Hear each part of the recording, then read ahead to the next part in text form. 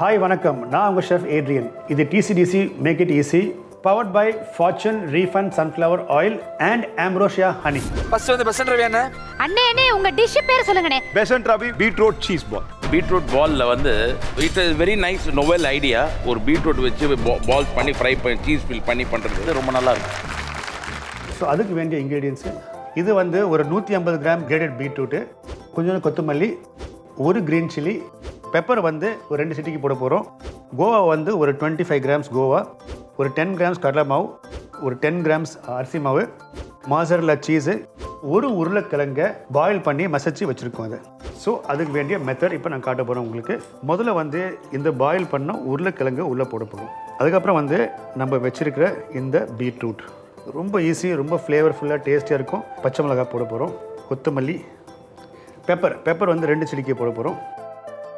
இப்போ தான் மெயினான ஐட்டம் போட போகிறோம். அன்ஸ்வீட்டட் கோவா, இந்த கோவா வந்து ஒரு ரிச் ஃப்ளேவர் கொடுக்கும் உள்ள. இப்போ வந்து நம்ம தேவையானக்கு உப்பு போட போகிறோம். கூட அரிசி மாவு, கடலை மாவு, இது வந்து பைண்ட் பண்ணுறதுக்காக போட கடலை மாவு. இப்போ இது எல்லாம் சேர்த்து நல்லா மிக்ஸ் பண்ண போகிறோம். தண்ணி எதுவுமே மிக்ஸ் பண்ண தேவையில்லை, ஏன்னா பீட்ரூட்லேயே தண்ணி வரும். எல்லாத்தையும் போட்டு நல்லா மிக்ஸ் பண்ணி வச்சு இப்போ பாருங்கள், நல்ல அந்த ரெட்டிஷ் கலரில் மிக்ஸ் பண்ணியிருக்கோம். இது வந்து ஒரு பியூர் வெஜிடேரியன் டிஷ். இது இப்போ வந்து எண்ணெயை சூடு பண்ண போகிறோம். Fortune refined sunflower oil use பண்ண போகிறேன். நம்ம பிடிக்க போகிற பால்ஸ் அளவுக்கு போடணும். ஸோ ஆயில் நிறைய போடணுதில்லை, ஏன்னா இது வந்து ஃப்ரை ஐட்டமே. ஸோ மினிமம் வந்து ஒரு 4-5 பால் போடுற அளவுக்கு நம்ம ஆயில் ஊற்றணும். இந்த ஆயில் சூடு ஆகிற நேரத்தில் இந்த சீஸ் பால்ஸை நல்லா இப்படி ஒரு உருண்டை எடுத்துக்கிட்டு நல்லா இப்படி தட்டை வடை பண்ணுற மாதிரி பண்ணிவிட்டு இந்த சீஸை எடுத்து உள்ளடி வச்சு ரோல் பண்ணிடணும். நம்ம ரோல் பண்ணி திருப்பி அதை வந்து ஒரு பால் ஆக்கிடணும். அதே அளவு தான் நம்ம எடுக்க போகிறோம். சீஸை உள்ளே வைக்க போகிறோம். Same procedure.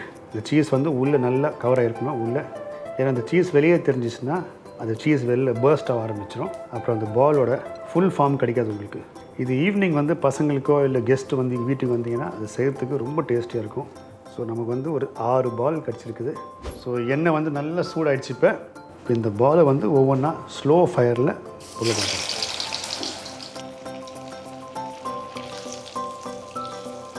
நல்ல கோல்டன் ப்ரௌனில் ஃப்ரை ஆயிடுச்சு. இது வந்து ஒன்றா ஃப்ரை பண்ணலாம், இல்லைனா மொத்தமாக ஃப்ரை பண்ணலாம். நீங்கள் எவ்வளோ ஆயிலை போடுறத பொறுத்து தான் இருக்குது. பாருங்கள், நல்ல கோல்டன் ப்ரௌனில் ஸ்லோ ஃபயரில் குக் பண்ணியிருக்கோம். ஏன்னா ஏற்கனவே பொட்டேட்டோ வெந்துச்சு, மாசரல்லா சீஸ் வந்து ரொம்ப ஃபாஸ்ட்டாக வெந்துடும். ஸோ இது ரொம்ப நேரம் ஃப்ரை பண்ண தேவையில்லை. அழகாக இந்த கோல்டன் ப்ரௌன் வரும்போது நம்ம வெளியில் எடுத்துடலாம்.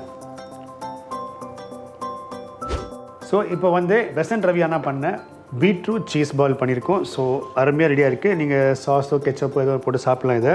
ஸோ இந்த மாதிரி நிறைய ரெசிபீஸை நீங்கள் பார்க்கணுன்னா நீங்கள் மீடியா மெசேஜ் கிச்சனை ஃபாலோ பண்ணணும்.